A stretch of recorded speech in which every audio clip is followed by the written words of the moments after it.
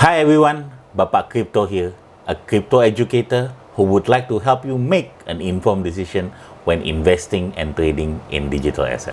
When investing in crypto coin, one need to look at the metrics related to the blockchain. Example of such metrics are 1. Whether the blockchain is scalable enough to process large amount of transaction with considerable speed. 2. Whether the blockchain is secure enough against attackers and hackers. And 3, whether the blockchain decentralized enough so that the resources within the blockchain is not concentrated among a few. These three things are related to the consensus mechanism of the blockchain. In today's video, I will talk about two of the most famous consensus mechanism in blockchain world today, which is proof of work and proof of stake. Stick around.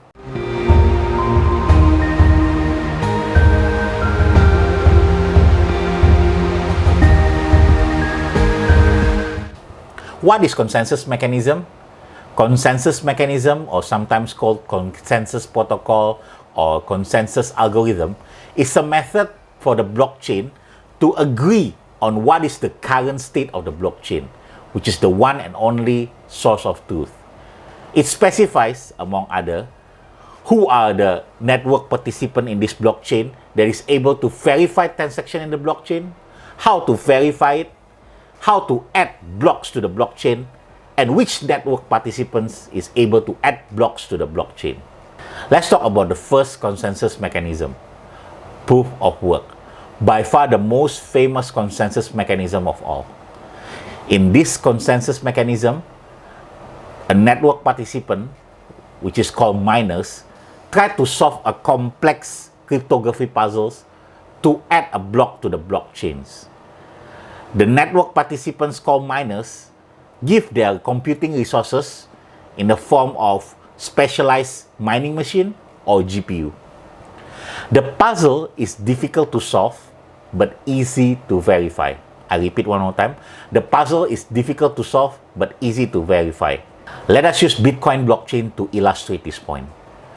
In Bitcoin, there's a hash function that is able to map any type of data of any length to 64 hexadecimal characters. For example, my name, Bapak Crypto, when put in this hash function, will be mapped to these 64 hexadecimal characters. Now, let's try any other type of data.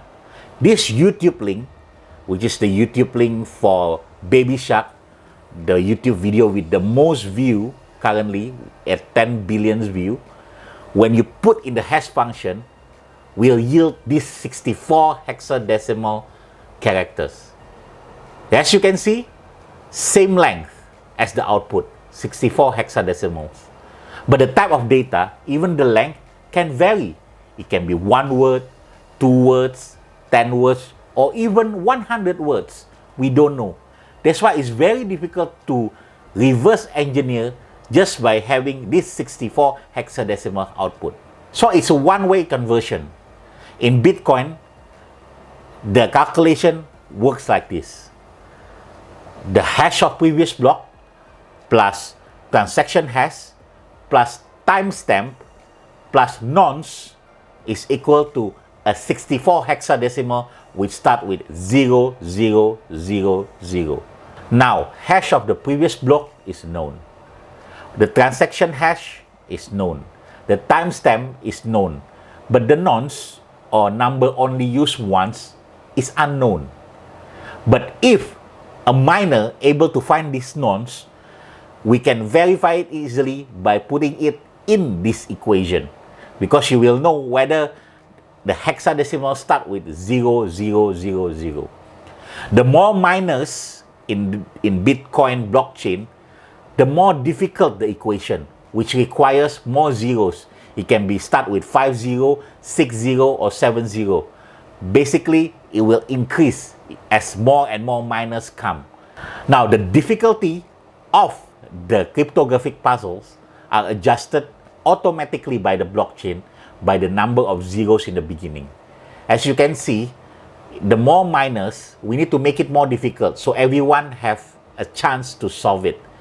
Because if the difficulty remains the same, those early miners that has mining farms with many specialized machines just to solve this puzzle, we have higher chance to solve it, and we'll have more Bitcoin in their books, in their wallets.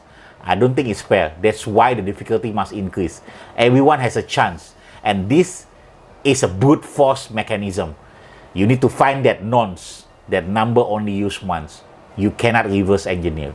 This is also why Bitcoin network is secured, because if someone want to attack this blockchain, they need to do what we call 51% attack, which is having a computing power which is equal to 51% of the computing power in the blockchain. At the time of recording of this video, the total network power of Bitcoin blockchain is 209 million terahertz per second. So someone who want to hack or who want to control this blockchain need to be able to match this at least. It means if the current most powerful machine able to process 110 terahertz per second, and the price of this one machine is 11,000, to be able to match the total network power at 209 million terahertz per second, this person need to fork out 21 billion US dollar, which is a lot of money just to attack this Bitcoin network. So this is the reason why the Bitcoin network is very secure. And I hope you understand my explanation, and it gives you more appreciation to the novelty and to the groundbreaking, the mind-blowing innovation that comes with the proof of work consensus mechanism. Yes, there are environmental concerns that comes with proof of work mechanism. And yes, it is not energy efficient. But in defense of proof of work, the manufacturer of mining machines has tried to make the machine more energy efficient. And a lot of mining farmer and mining company has bought carbon credits and tried to be more green, using green resources and green energy. So hopefully in the future, this initiative will be more widespread and have more mass adoption. But if any of you still concerned about the environmental impact of proof of work, there is a more environmental friendly consensus mechanism, which is the second one, proof of stake. In proof of stake, network participants that are able to validate transactions and add blocks to the blockchains are called validators. These validators commit or stake certain amount of coins of the blockchain. The more coins you stake, the higher the chance that you are chosen to validate transaction or add blocks to the blockchain. Binance, Cardano, Terra, and Cosmos are examples of blockchain that use this proof of stake.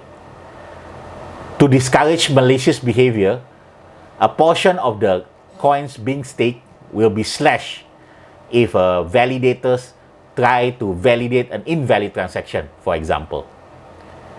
Now, critics of this consensus mechanism often say that people who have a large amount of coins will be able to influence the blockchain more than those people who have less amount of coins. So if one or more whales or network participants that have large amount of coins of that particular blockchain try to collude, they basically can control the blockchain, which happen in many of such proof of stake blockchain. Hence, the evolution of this proof of stake consensus mechanism that try to tackle this issue of whales colluding.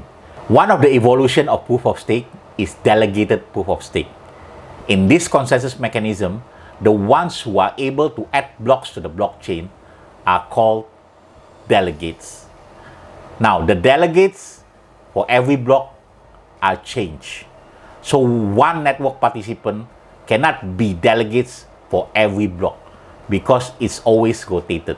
The rest of the network participants who are not delegates for the current block are able to use the coin that they have as a voting token to choose which among the delegates will be adding the block to the current blockchain. Now, this encourages people within the blockchain to be a good player, a good actor, because their reputation will stay with them. If people know they are the bad actors, they are unlikely people will vote them when they are in the delegates list. And this gives chance for all the people to be part of the delegates because it's being rotated every block. And don't worry, when you use your coin as a voting token, you still keep your coin. But of course, the more coins you have, the more voting token you can use to nominate which among the delegates will be adding the block. Another popular evolution is pure proof of stake. This term is coined by Algorand, the one and only blockchain that I know use this pure proof of stake consensus mechanism. In pure proof of stake consensus mechanism, it's not the number of your coin that determine the higher chances whether you are selected or not to be the one who add the block to the blockchain. Because there are certain function, there are certain calculation to randomize who among the people who have coins of that particular blockchain are able to add blocks to the blockchain.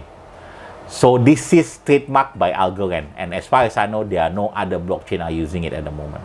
Here are the summary of what I have talked about today. Thank you for your time. Until next time, keep on learning crypto.